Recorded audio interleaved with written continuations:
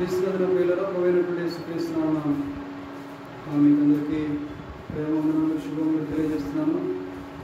మరి దేవుని యొక్క వస్తు మహాకృప చేత దేవుడు మనల్ని వారమంతా కాచి కాపాడి బలపరిచి భద్రపరిచి దేవుని యొక్క సన్నిధానంలో మరలా కనపడడానికి మీ కృప చూపించినటువంటి దేవునికి మనం ఎంతగానో కృతజ్ఞతాస్తుతులు చెల్లించే బదులమై ఉంటున్నాం ప్రియులారా. మరి దేవుని సన్నిధానంలో మనము ఈ విధంగా చేరవచ్చి ఉండగా మనం ఎంతవరకు ఆత్మతో సత్యంతో దేవుని నామాన్ని పాటల ద్వారా కీర్తించాము. ఇంకా ఎక్కువగా దేవుని నామాన్ని కనపరచడానికి దేవుడు మనకు సహాయం చేయను కాక. నమ్మిన వాళ్ళు అలెలుయా చెప్దామా? హల్లెలూయా. దేవుని నామానికి స్తోత్రం కలుగును గాక. దేవుని యొక్క కృపా మహదేశ్వర్యము, దేవుని యొక్క కృపా మహదేశ్వర్యం మనం మాట్లాడుతూ వస్తున్నాము. దీనిలో కృపా మహదేశ్వర్యము, దేవుని యొక్క కృప మహదేశ్వర్యం. దేవుని యొక్క కృప అంటే ఏంటి అంటే ఏమాత్రం కూడా అర్హత లేకుండా మనం పొందుకునేదే దేవుని యొక్క కృప. మరి అది మహదేశ్వర్యం లాంటిది, మహదేశ్వర్యం లాంటిది, మహత్తుగల ఐశ్వర్యం లేదా మహా ఐశ్వర్యం,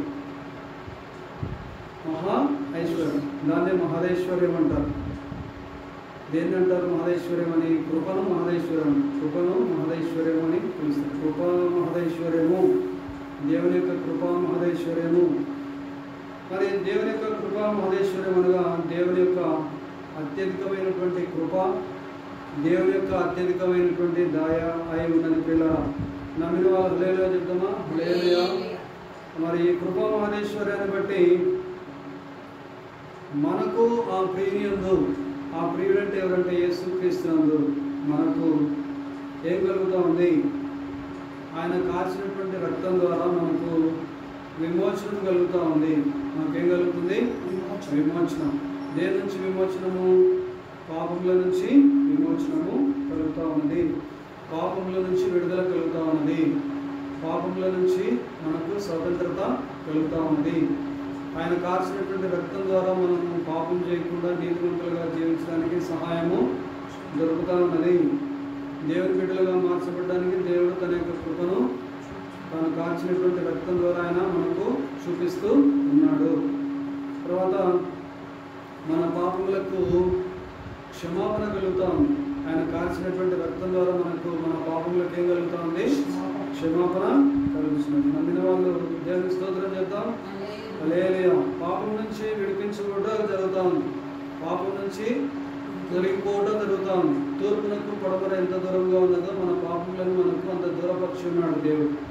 కాబట్టి మనం దేవుని పిల్లలుగా ఉన్నాం, దేవుని పిల్లలుగా మార్చబడ్డాం, దేవుని పిల్లలుగా మార్చబడ్డాం. తనను ఎందరో అంగీకరించుదో వారికి అందరికీ అనగా తన నామమునందు విశ్వాసం ఉంచిన వారికి దేవుని పిల్లలకే ఆయన అధికారాన్ని అనుగ్రహించినటువంటి దేవుడి పిల్లలు.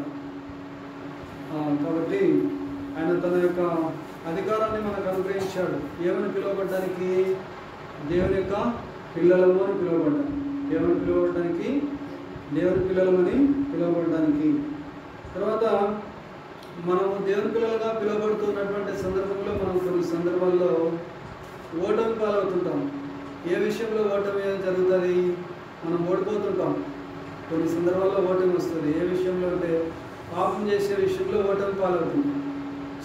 చేయకూడదు అనుకుంటాం, ఖచ్చితంగా చేయకూడదు అనుకుంటాం. ఇంకా తగ్గించి మరి ఆ విధంగా ఇంకా చేయకూడదు అనుకుంటాం, మళ్ళా చేస్తూ ఉంటాం. కాబట్టి కొన్ని సందర్భాల్లో మనము ఓటమి పాలవుతుంటాం. ఏం పాలవుతుంటాము? ఓటమి పాలవుతుంటాం. మరి ఆ విధంగా మనం పొందినటువంటి ఓటమిని బట్టి మరి దేవుడు మనల్ని శిక్ష విధించట్లేదు. దేవుడు మనల్ని మరి తృణీకరించడం లేదు.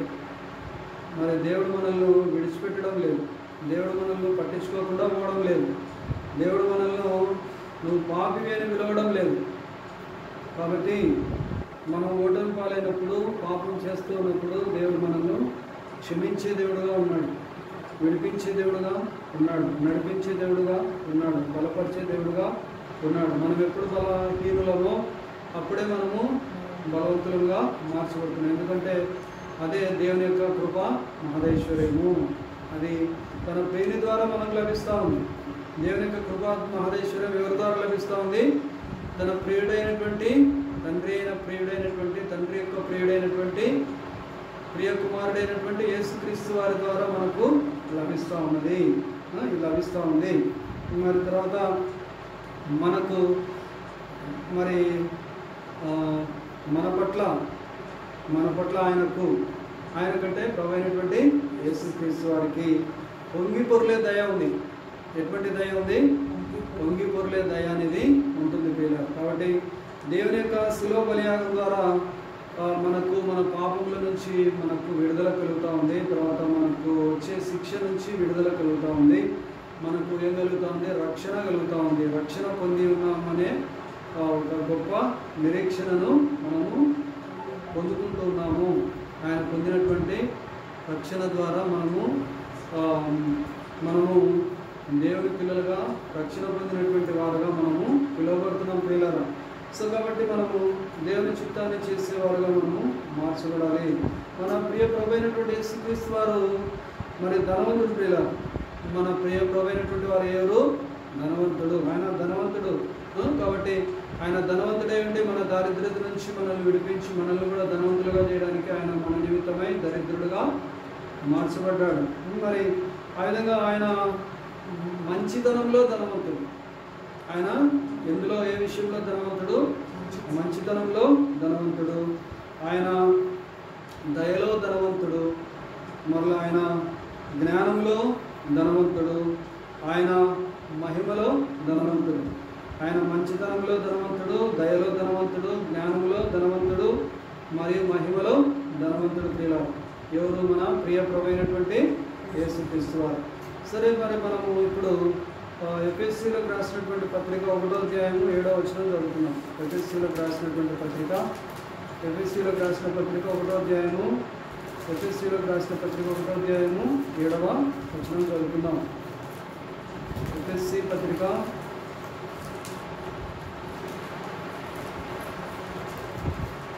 1వ అధ్యాయము 7వ వచనం. చదువుతారా? దేవుని కృప మహదైశ్వర్యమును బట్టి ఆ ప్రియయందు ఆయన రక్తం వలన మనకు విమోచనం అనగా మన అపరాధములకు క్షమాపణ మనకు కలిగి ఉన్నది. దేన్ని బట్టి కలుగుతూ ఉంది? దేవుని యొక్క కృప మహదైశ్వర్యాన్ని బట్టి మనకు ఏం కలుగుతూ ఉంది? ఆ ప్రియుడైనటువంటి యేసుక్రీస్తునందు ఆయన కార్చినటువంటి రక్తం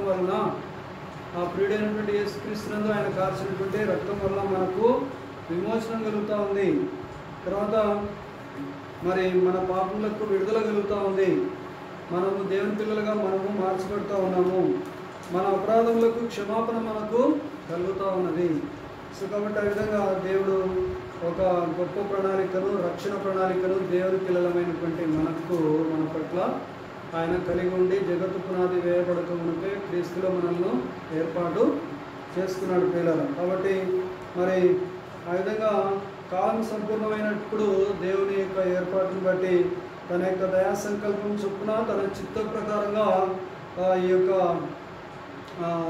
మరి మర్మాన్ని ప్రభైనటువంటి యేసుక్రీస్తు మనకు అప్పగించినటువంటి కృపా మహదైశ్వర్యం అనే ఒక మర్మం, అది అందరికీ అర్థం కానటువంటి మర్మం.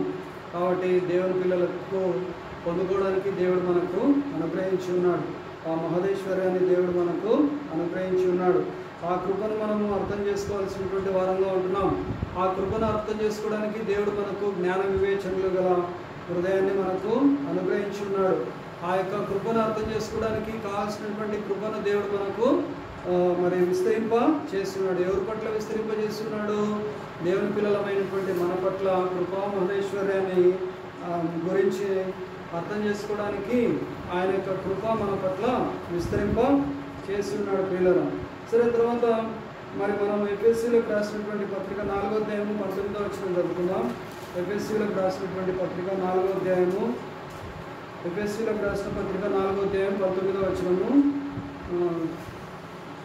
ఫిలిప్పీలకు రాసిన పత్రిక 4వ అధ్యాయం 19 చదువుకుందాం. క్షమించండి, ఫిలిప్పీ 4:19 చదువుకుందాం. ఫిలిప్పీలకు రాసిన పత్రిక 4వ అధ్యాయము 19వ వచనం. కాగా యెహోవా తన ఐశ్వర్యం చొప్పున కాగా దేవుడు తన ఐశ్వర్యం చొప్పున క్రీస్తు యేసునందు మహిమలో మీ ప్రతి అవసరమును తీర్చును. కాబట్టి మరి దేవుడు తన ఐశ్వర్యం చొప్పున, ఈ కృపా మహదేశ్వర్యం చొప్పున, దేవుడు మన పట్ల కలిగి ఉన్నటువంటి కృపా మహదేశ్వర్యం చొప్పున ఎవరియందు యేసుక్రీస్తునందు మహిమలో నుంచి మన యొక్క ప్రతి ఒక్క అవసరాన్ని కూడా ఆయన తీర్చే దేవుడుగా ఉన్నాడు. పిల్లలు మహిమలో మన యొక్క ప్రతి అవసరాన్ని తీర్చే దేవుడుగా ఉన్నాడు.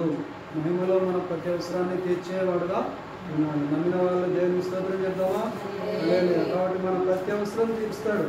మన యొక్క వ్యాధి ఆయనకు తెలుసు, మన బాధ ఆయనకు తెలుసు, మన యొక్క వేదన ఆయనకు తెలుసు, మన శోధన ఆయనకు తెలుసు, మన కష్టం ఆయనకు తెలుసు, మన కన్నీరు ఆయనకు తెలుసు, మన మరి సమస్తము ఎరిగినటువంటి దేవుడు. కాబట్టి నన్ను ఏడ చూస్తున్నాడు, నన్ను ఏడ పట్టించుకుంటున్నాడు, నన్ను ఎవరు చూస్తున్నారు, నన్ను ఎవరు పట్టించుకుంటున్నారు అని చెప్పేసి మనం అనుకోవాల్సిన అవసరము లేదు. మనకు తోడైనటువంటి దేవుడు, ఇమ్మానుయేలు దేవుడు, సమస్తాన్ని ఎరిగినటువంటి దేవుడు, మనతో కూడా ఉన్నటువంటి దేవుడు, మన సమస్యలను ఎరిగిన దేవుడు, అన్నిటినీ కూడా బాగు చేసే దేవుడు మన మధ్య ఆత్మరూపిగా సంచారము చేస్తున్నాడు. నమ్మిన వాళ్ళు దేవునికి స్తోత్రం చెప్తామా? హల్లెలూయా.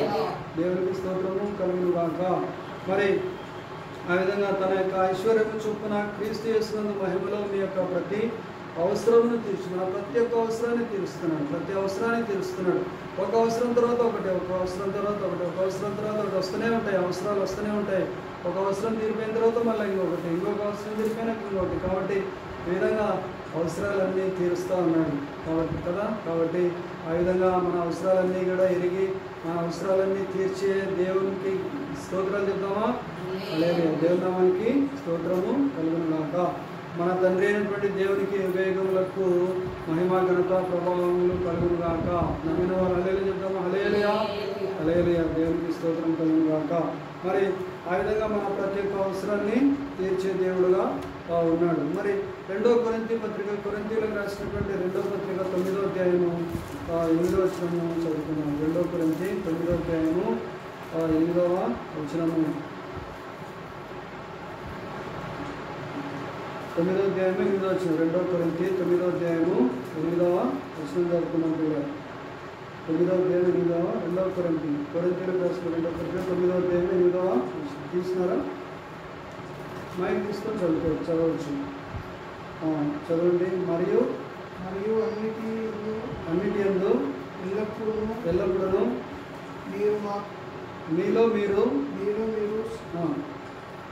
సర్వసమృద్ధి గలవారై ఉత్తమమైన ప్రతి కార్యం చేయుటకు దేవుడు మీ ఎడల సమస్త విధములైన కృపను విస్తరింప చేయగలడు.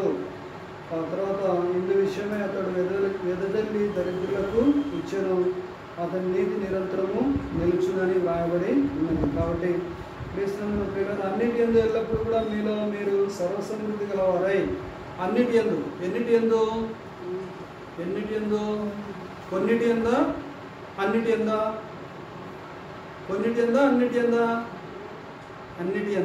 అన్నిటి యందు ఎల్లప్పుడా లేకుంటే ఒక్కొక్కసారి ఎల్లప్పుడూ మీలో మీరు సర్వసమృద్ధి గలవారై, సమస్తం కొరత గలవారయా, సర్వసమృద్ధి గలవారయా?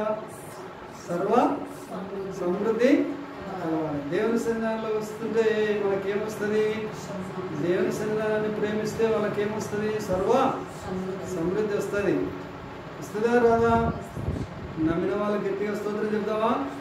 అలాగే దేవుని నామానికి స్తోత్రం కలుగును గాక. కాబట్టి మనం దేవుని సన్నిధానాన్ని ప్రేమించే వారంగా ఉండును గాక. నమ్మిన వాళ్ళు హల్లెలూయా చెప్తామా? హల్లెలూయా. దేవుని ప్రేమిస్తాం. మరి దేవుని సన్నిధానాన్ని ప్రేమిస్తాం.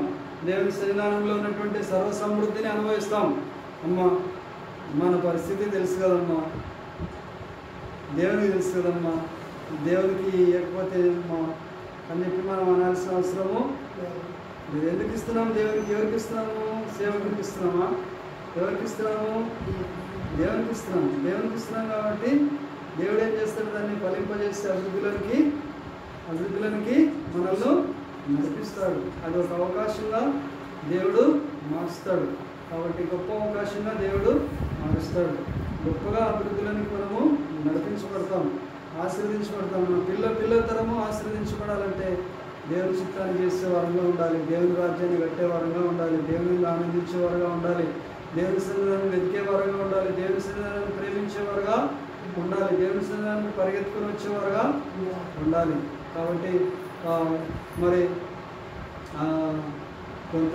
కొంతకాలం క్రితం ఒక అక్క అంటుంది, నేను ఇంకా చాలా ఆత్మీయంగా చాలా లోతులోకి అభివృద్ధిలోకి పోవాలని ఆశ కలిగి ఉన్నామని చెప్పేసి అంటుంది.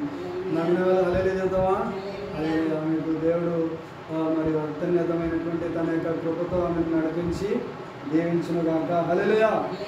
సర్వ సమృద్ధిలోనికి ఆ సహోదరిని నడిపించును గాక. హల్లెలూయా. ఆమేన్. కాబట్టి సర్వ సమృద్ధి గలవారై ఉత్తమమైనటువంటి ప్రతి కార్యము చేయడానికి, ఏ కార్యం చేయడానికి? ఉత్తమమైన కార్యం, ఉత్త కార్యం కాదు. ఏం కార్యము? ఉత్తమమైనటువంటి కార్యాన్ని చేయడానికి దేవుడు మీ ఎడల సమస్త విధములైనటువంటి కృపను విస్తరింప చేయగలడు. ఏ కృపను విస్తరింప చేయగలడు? సమస్త విధములైన అన్ని విషయాల్లో కృపను ఇస్తాడు, అన్ని విషయాల్లో కృపను చూపిస్తాడు, అన్ని విషయాల్లో దయ చూపిస్తాడు, అన్ని విషయాల్లో జాలి చూపిస్తాడు, అన్ని విషయాల్లో కరుణ చూపిస్తాడు, అన్ని విషయాల్లో వాత్సల్యతను మన పట్ల చూపిస్తాడు. కాబట్టి మనము దేవుని సన్నిధానాన్ని ప్రేమించేవారుగా ఉండాలి, దేవుని సన్నిధానాన్ని పరిగెత్తుకొని వచ్చే వాళ్ళగా ఉండాలి. మన సమస్యలను పట్టించుకోకూడదు. మన సమస్యలను చూసే వాళ్ళగా ఉన్నాం మనం చాలాసార్లు. మన సమస్యలు చూసే వాళ్ళగా ఉన్నాం మనం. మన సమస్యలు చూస్తే సమస్యలు పెద్దగా అయిపోతాయి. మన సమస్యలు అసలు చూడకూడదు, సమస్యలను పట్టించుకోకూడదు. కాబట్టి ఎవరిని పట్టించుకోవాలి, ఎవరిని చూడాలి? ఆయన సమస్త విధమైనటువంటి కృపను మనము చూచేవారంగా ఉండాలి. ఆయన మన ఎట్లా మరి సిలువలో మరణించాడు కాబట్టి, మన కోసం మరణించాడు కాబట్టి సమస్తాన్ని తీసివేయగలిగినటువంటి సమర్థత కలిగినటువంటి దేవుడు. సమస్త విధములైనటువంటి కృపను మన ఎడల విస్తరింప చేయగలిగినటువంటి దేవుడు అని మనము తెలుసుకున్నాం. నమ్మిన వాళ్ళు హల్లెలూయా చెప్తామా? హల్లెలూయా. సమస్త విధమైనటువంటి కృపను విస్తరింప చేయగలడు. ఇందు విషయమే అతడు వెదజల్లి దరిద్రులకు ఇచ్చి, వెదజల్లి మనకి ఇస్తున్నాడు. ఎవరికి ఇస్తున్నాడు? వెదజల్లి దేవుడు ఎవరికి ఇస్తున్నాడు? మనకు. దేవుడు లేకపోతే మనం బ్రతకగలమా? ఒక్క నిమిషమైనా బ్రతకగలమా? దేవుడు దయచూపకపోతే బ్రతకగలమా? దేవుడు మన వైపు చూడకపోతే బ్రతకగలమా? బ్రతకలేము. దేవుడు వెదజల్లకపోతే బ్రతకగలమా? దేవుడు గుర్తులు ఇవ్వకపోతే బ్రతకగలమా? దేవుడు మనకు ధనం అనుగ్రహించకపోతే బ్రతకగలమా? దేవుడు మనకు గాలి అనుగ్రహించకపోతే బ్రతకగలమా? దేవుడు మనకు నీరు అనుగ్రహించకపోతే బ్రతకగలమా? దేవుడు మనకు ఆహారం అనుగ్రహించకపోతే బ్రతకగలమా? లేదు కదా. కాబట్టి ఎంత గొప్ప దేవుడు కదా మనకు ఉన్నాడు. అన్నీ కూడా ఉచితంగా దేవుడు మనకు అనుగ్రహిస్తున్నాడు కదా. కాబట్టి మనం ఏం చేయాలి? దేవునికి కృతజ్ఞత స్తుతులు చెల్లించడానికి దేవుని సన్నిధానానికి మనం పరిగెత్తుకొని రావాలి. దేవుడు నాకు మనుమలు మనవరాళ్ళు ఇచ్చినాడు, ఆ మనుమలు మనవరాళ్ళు చూసుకోవడానికి నాకు సమయము సరిపోతుంది అని చెప్పేసి అనుకోకూడదు. సమయము సరిపోతుంది అనుకోకూడదు.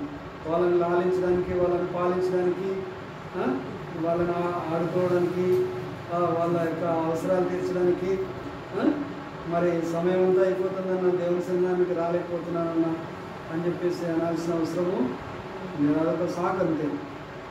సాకా కాదు. నమ్మిన వాళ్ళకి గట్టిగా స్తోత్రం చెప్తావా?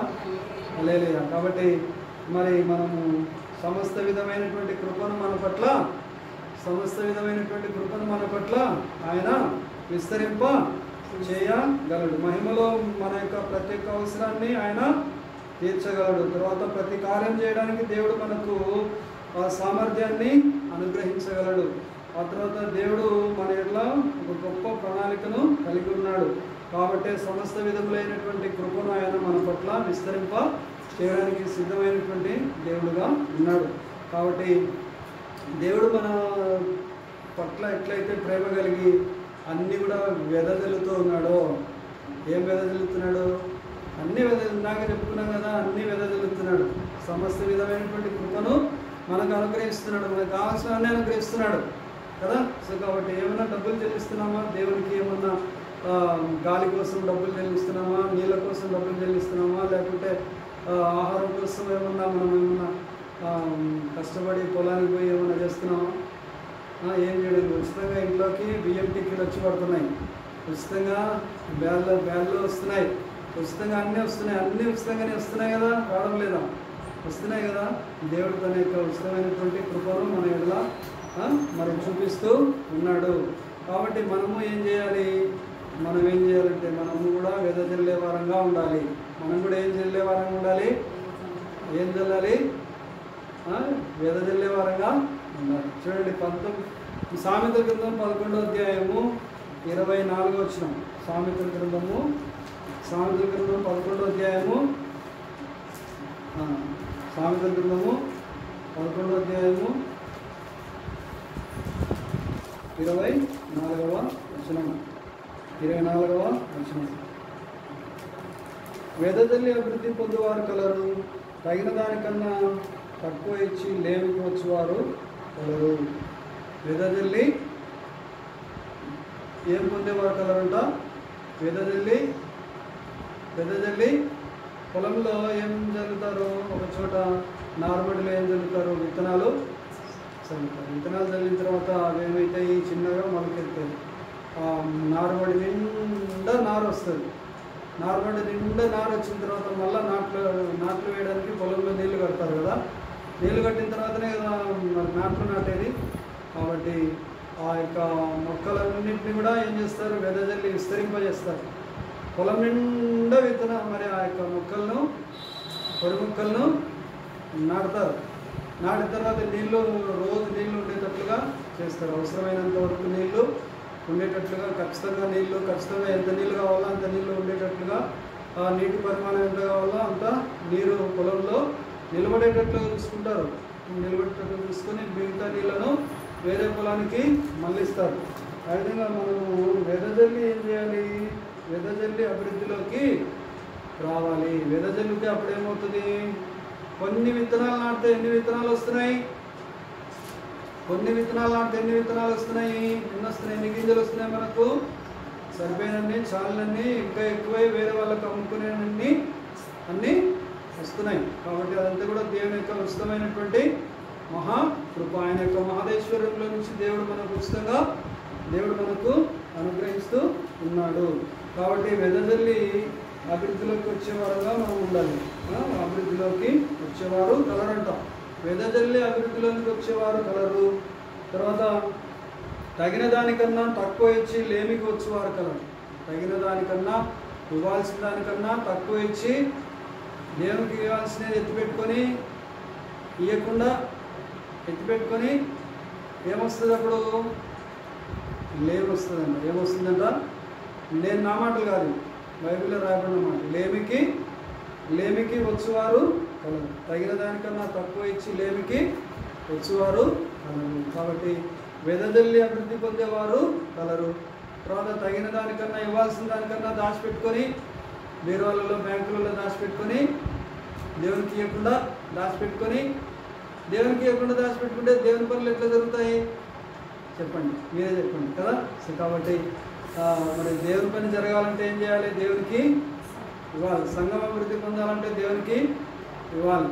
పలానా చోటికి పోవాలంటే దేవునికి ఇవ్వాలి. పలానా పని చేయాలంటే దేవుని పని చేయాలంటే దేవునికి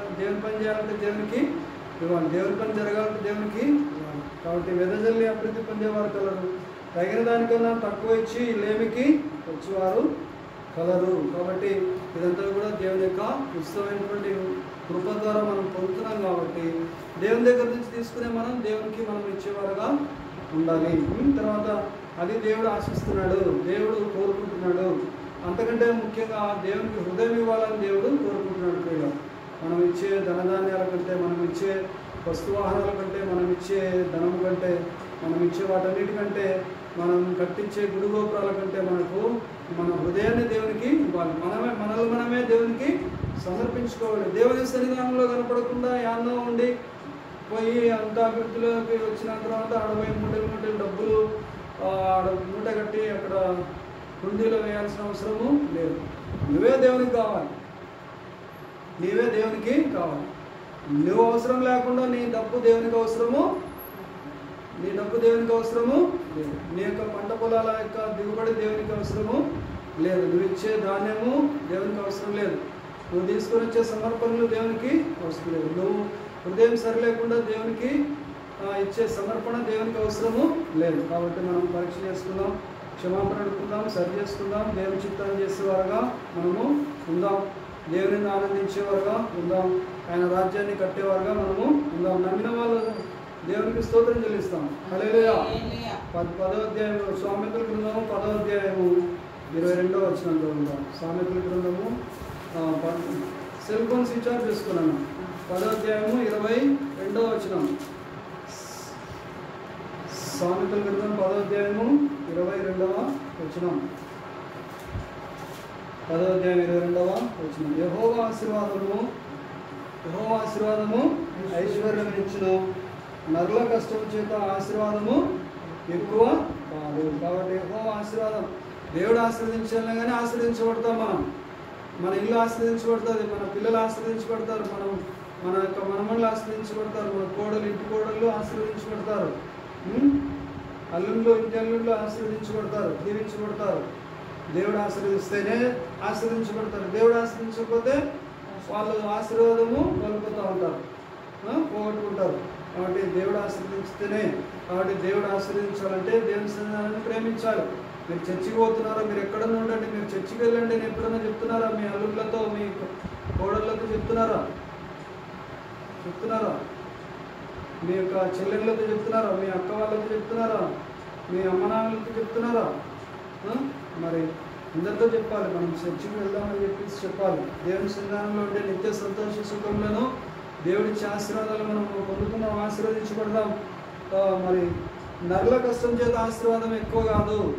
కష్టపడి దేవుని ఆశీర్వాదం లేకుండా ఎంత కష్టపడినా కూడా ఎక్కడ వేసిన బొంగుడు అక్కడే ఉన్నట్టుగా అభివృద్ధి అనేది రానే రాదు. కాబట్టి రానే రాదని అనేది మనం కోరుకోకుండా దేవుని యొక్క చిత్తాన్ని చేసేవారుగా మనము ఉండి దేవుని సన్నిధానాన్ని ప్రేమించి దేవుని సన్నిధానంలో ఉన్నటువంటి ఆశీర్వాదాన్ని, దేవుని సన్నిధానంలో ఉన్నటువంటి ఐశ్వర్యాన్ని మనం పొందుకునే వారంగా ఉండాలి. కాబట్టి నరుల కష్టం చేత ఆ ఆశీర్వాదము ఎక్కువ కాదు. కాబట్టి చర్చికి వస్తూ ఉంటే చర్చికి వస్తూ ఉంటే చర్చిలోకి వచ్చే వాళ్ళందరి కోసము అందరి కోసం ప్రార్థనలు చేస్తూ ఉంటే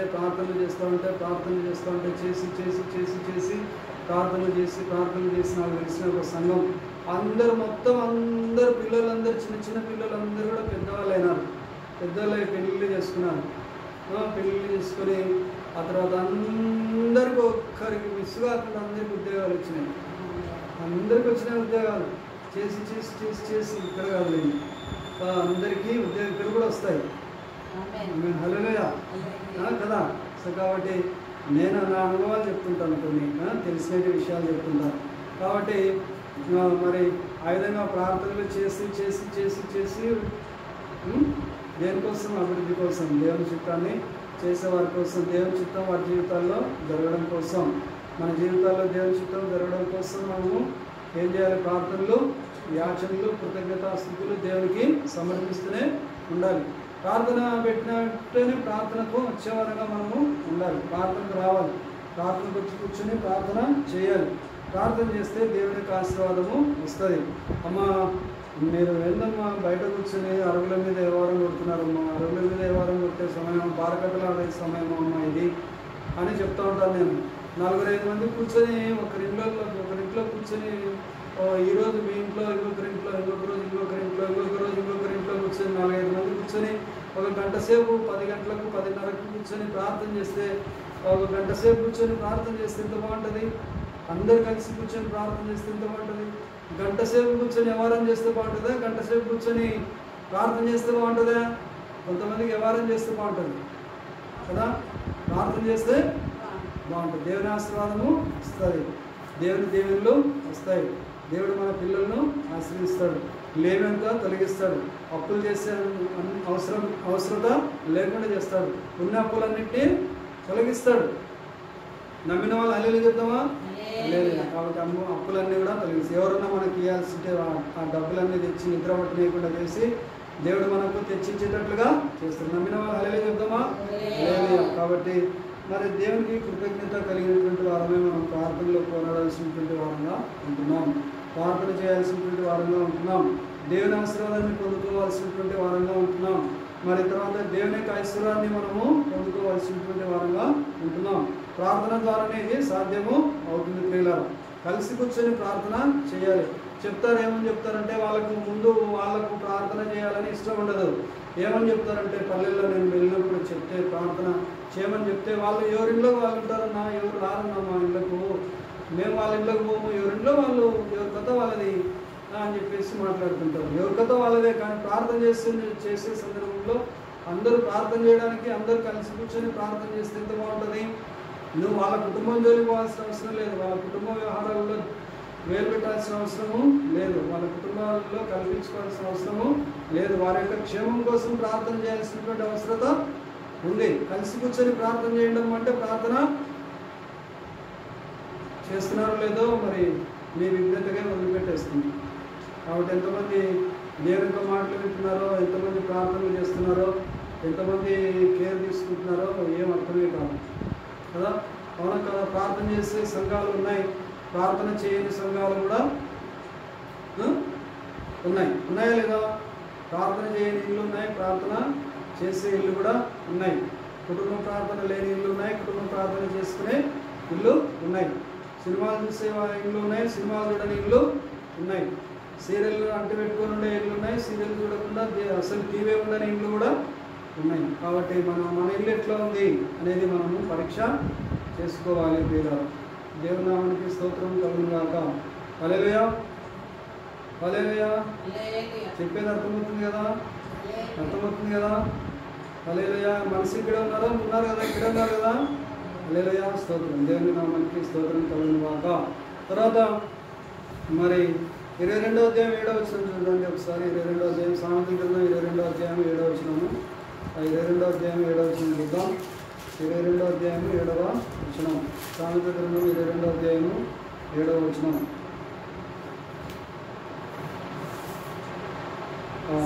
ఐశ్వర్యవంతుడు బీదల మీద ప్రభుత్వము చేయను, అప్పు చేయవాడు అప్పిచ్చిన వానికి దాసుడు. ఐశ్వర్యవంతుడు బీదల మీద ప్రభుత్వము చేయను, అప్పు చేయవాడు అప్పిచ్చిన వానికి దాసుడు. కాబట్టి ఐశ్వర్యవంతుడు ఐశ్వర్యాన్ని అంతా కూడా వదిలి డబ్బులు ఇచ్చి ఏం చేస్తాడు? ఎలక్షన్లలో గెలుస్తాడు. గెలిచి వాళ్ళ మీద ప్రజలందరి మీద అధికారము చేస్తాడు, ప్రభుత్వాన్ని ఏర్పాటు చేస్తాడు. తర్వాత మరి ఆ విధంగా ఐశ్వర్యవంతుడు అభివృద్ధిలోనికి ఇస్తాడు. తర్వాత అప్పు చేయవాడు అప్పిచ్చిన వారికి దాసుడు. అప్పు చేయకూడదు. అప్పు చేయాలా చేయకూడదా? చేయకూడదు. దేవుని పిల్లలు అప్పు చేస్తారా? అప్పు చేయకూడదు. అప్పు చేయకూడదు, అప్పు ఇవ్వకూడదు, వడ్డీకి తీసుకోకూడదు, వడ్డీకి ఇవ్వకూడదు. కాబట్టి మరి మీరు ఏ నిర్ణయం తీసుకుంటున్నారో మరి మేము విజ్ఞతగా వదిలేస్తున్నాం. కాబట్టి దేవుని చిత్తం చేసేవారుగా మనము ఉండాలి, దేవుని ఆనందించేవారుగా ఉండాలి, మనం దేవుని యొక్క మాటలకు విధేయత చూపించేవారుగా ఉండాలి, దేవుడు మాట్లాడుతుండే మాటలు గాయకునే వారుగా ఉండాలి. సరే, తర్వాత అప్పు ఏమని రాయబడింది అక్కడ? అప్పు 22వ అధ్యాయం 7వ వచనం. అప్పు చేయవాడు అప్పిచ్చిన వానికి దాసుడు. కాబట్టి మనం అప్పు చేసేవారుగా ఉన్నాం. దాసునిగా ఉందామా? పోయి దాసునిగా వాళ్ళు చెప్పినటువన్నీ చేయాలి. అప్పు తీసుకుంటే ఏం చేయాలి? చెప్పినటువన్నీ చేయమని చెప్తాడు. చెప్పినటువన్నీ కూడా చేయాల్సి వస్తుంది. ఏమేమో చేయమని చెప్తాడు. కాబట్టి అక్రమమైనటువంటి పనులు చేయమని చెప్తాడు, అబద్ధం పనులన్నీ చేయమని చెప్తాడు, మోసం చేసే పనులు చేయమని చెప్తాడు, అక్రమమైన పనులు చేయమని చెప్తాడు. ఎందుకంటే అప్పు తీసుకున్నాం కాబట్టి. అవునా? అప్పు తీసుకునే వారంగా మనము ఉందామా? ఉండకూడదు. కాబట్టి ఉన్నంతలోనే మనము మరి సంతృప్తిని కలిగి ఉండి సంతుష్టి సహితమైనటువంటి దైవభక్తి గొప్ప లాభ సాధనమై ఉన్నది. కాబట్టి సంతృష్టి కలిగినటువంటి దైవభక్తిని కలిగిన వారంగా మనం సంతృప్తి కలిగినటువంటి వారంగా మనము జీవించే వారంగా ఉండాలి. ఇతరులను అడిగే వారంగా మనము ఉండకూడదు. ఇతరులను అడిగే వారంగా మనము అడగకూడదు. ఇతరులను అడగకూడదు. కాబట్టి వాళ్ళు ఏదైనా ప్రేరేపణ చేసి ప్రేమతో దేవుని నామంలో ప్రేరేపణ చేసి ప్రేమతో ఇస్తే స్వీకరించాలి. ఎవరి నామాన్ని స్వీకరించాలి? యేసయ్య నామములో స్వీకరించాలి. వాళ్ళని దీవించాలి, వాళ్ళ కోసం ప్రార్థన చేయాలి. దేవుడు వాళ్ళకు 1000 రెట్లు ప్రతిఫలము ఇచ్చినట్లుగా కూడా ప్రార్థన చేయాలి. సరే, తర్వాత మరి మనం 16వ అధ్యాయం చూడండి ఒకసారి. 16వ అధ్యాయం లూకాసు వార్త 16వ అధ్యాయము 16వ అధ్యాయం 11వ వచనం. లూకాసు వార్త 16వ అధ్యాయము లూకాసు వార్త 16వ అధ్యాయం 11వ వచనం. 16వ అధ్యాయం 11వ వచనం. లూకాసు వార్త 16:11. కాబట్టి మీరు అన్యాయపు స్త్రీ విషయంలో నమ్మకంగా ఉండని ఎడలా కాబట్టి మీరు అన్యాయపు స్త్రీ విషయంలో నమ్మకంగా ఉండని ఎడలా సత్యమైన ధనమును ఎవరు మీ వశము చేయను. సత్యమైన ధనమును ఎవరు మీ వశము చేయను. అన్యాయపు స్త్రీ వలన మీరు నమ్మకంగా ఉండని ఎడలా. అన్యాయపు స్త్రీ విషయంలో, స్త్రీ అంటే సంపద. స్త్రీ అంటే ఏంటి?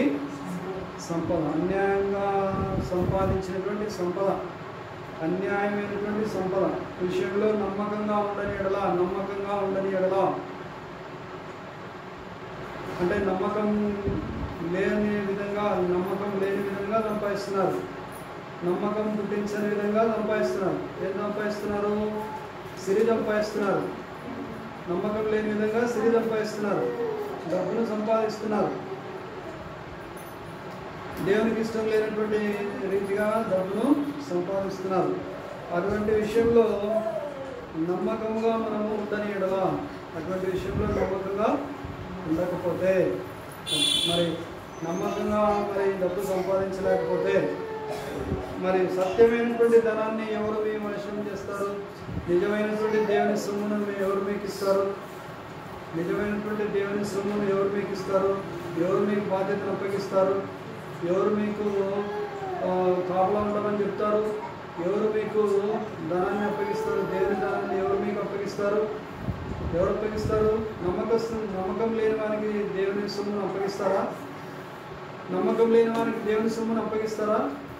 నమ్మకం లేని వారికి దేవుని సొమ్మును అప్పగించాలి. కాబట్టి మరి మనము నమ్మకం కలిగినటువంటి వారంగా మనము జీవించాలి. సిరి విషయంలో నమ్మకం కలిగినటువంటి వారంగా మనము జీవించాలి. పిల్లలు దేవుని చిత్తాన్ని చేసే వారంగా మనము జీవించాలి. మరి తర్వాత సామెతల గ్రంథము 13వ అధ్యాయము 22వ వచనం. సామెతల గ్రంథము 13వ అధ్యాయము 22వ వచనం. సామెతల గ్రంథము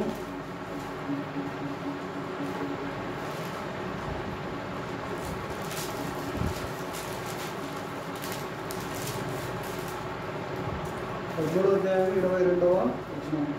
మంచివాడు తన పిల్లలను ఆస్తికర్తలుగా చేయను, పాపాత్ముల ఆస్తి నీతిమంతులకు ఉంచబడును. మంచివాడు తన పిల్లలను ఆస్తికర్తలుగా చేయను, పాపాత్ముల ఆస్తి ఎవరికి ఇస్తుందంట? నీతిమంతులకు ఉంచబడును.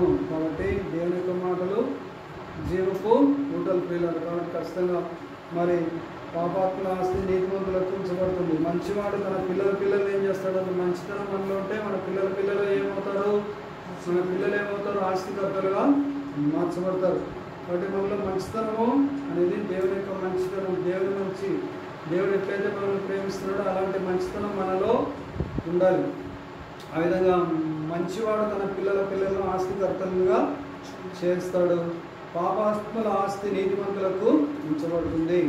తర్వాత మరి ముందుకు సాగుదాం పిల్లరా. రోమీలకు రాసినటువంటి పత్రిక 13వ అధ్యాయము 8వ వచనం. రోమీలకు రాసిన పత్రిక 13వ అధ్యాయము 8వ వచనం. 13వ అధ్యాయం 8వ వచనం. రోమీలకు రాసిన పత్రిక 13:8. ఒకరినొకడు ప్రేమించిన విషయంలో తప్ప మరేమీ ఎవరికి అచ్చి ఉండవద్దు. పొరుగువారిని ప్రేమించువాడే ధర్మశాస్త్రమును నెరవేర్చిన వాడు.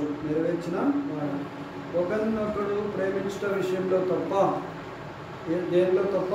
ఒకరిని ఒకడు ప్రేమించిన విషయంలో తప్ప మరి ఏమీ ఎవరికి అచ్చి ఉండవద్దు. ఎవరికి అప్పు ఉండకూడదు. అప్పు ఉండకూడదు. ఇచ్చేయాల్సిన డబ్బు వెంటనే ఇచ్చేయాలి, గొడవ పెట్టుకోకూడదు, వెంటనే ఇచ్చేయాలి. తర్వాత మళ్ళీ ఇస్తానులే అని చెప్పేసి నీ దగ్గర ధనం ఉండగా మళ్ళీ ఇస్తానని చెప్పి అతన్ని వెనక్కి పంపకూడదు. వెనక్కి పంపే వారంగా మనము ఉండకూడదు. మళ్ళీ ఇస్తాను పోన్నా అని చెప్పేసి చెప్పకూడదు. మన దగ్గర ధనం ఉంటే వెంటనే అతనికి ఇవ్వాల్సిన అది ఇచ్చేసి పంపించేసేయాలి.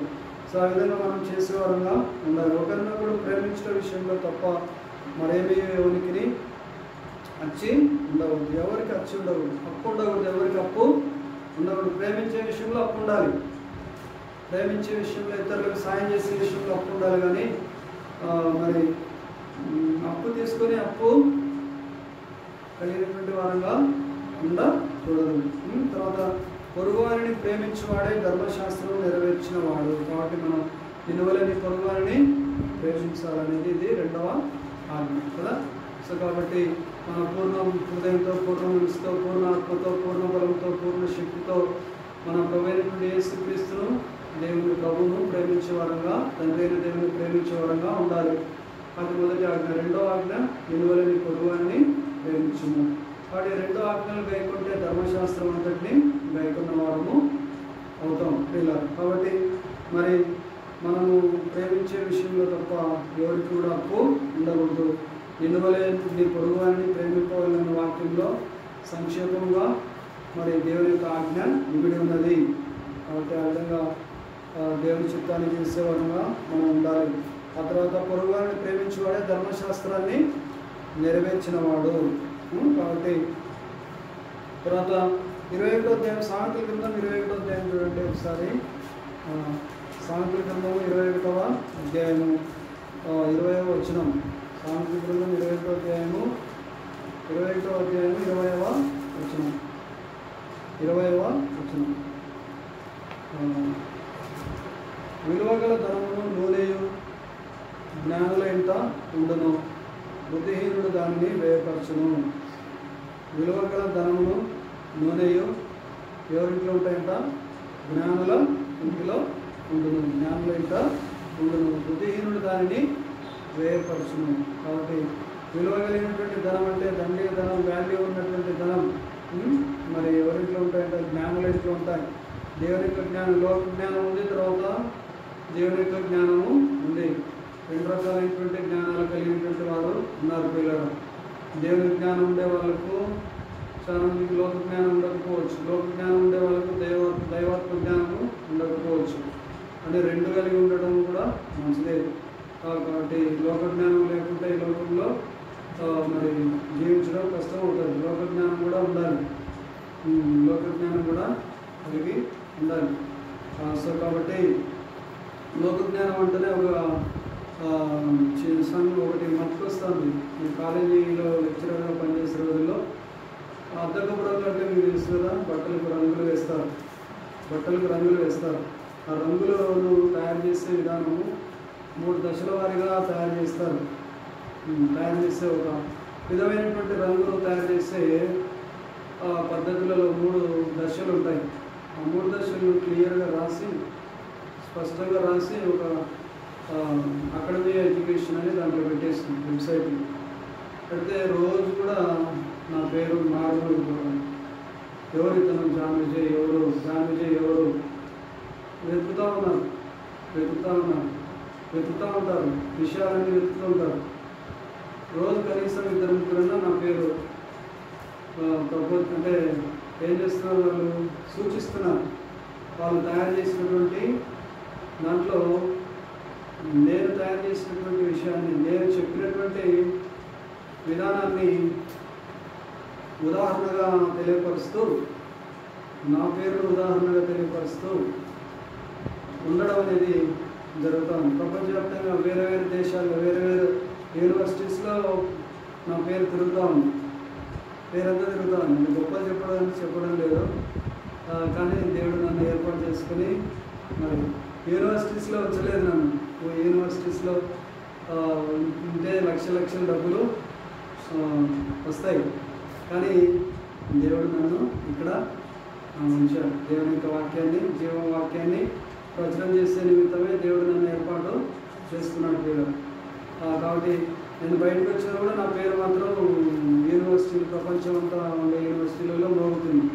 ఎవరైనా తయారు చేసిన ఆయన ఎవరు అని అడుగుతున్నారు. నువ్వేనా జాన్ విజయ్ అని నన్ను అడుగుతున్నారు. జాన్ విజయ్ అనే ఆయన నువ్వేనా అని అడుగుతున్నారు. సరే, దేవునామానికి మాత్రమే స్తోత్రం కలుగుగాక. హల్లెలూయా, దేవునామం స్తోత్రం కలుగుగాక. సరే, తర్వాత మరి మనం గమనించినట్లయితే ఇక్కడ మరి 21వ అధ్యాయము 20వ వచనంలో విలువగల